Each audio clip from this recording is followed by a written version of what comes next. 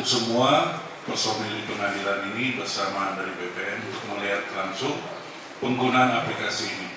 Alhamdulillah aplikasi ini saya yakini aplikasi pertama di Indonesia.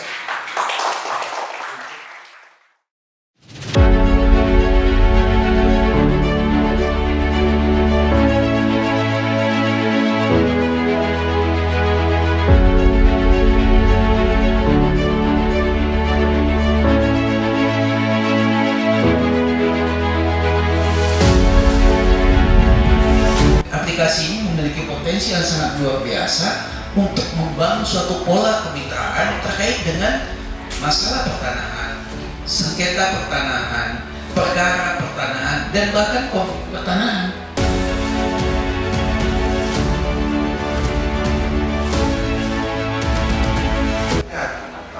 Kasus sengketa konflik perkara pertanahan di Kota Palembang, Bapak Ridani menyidik kemudian mengarahkan kepada teman-teman dengan Kota Palembang untuk membuat suatu aplikasi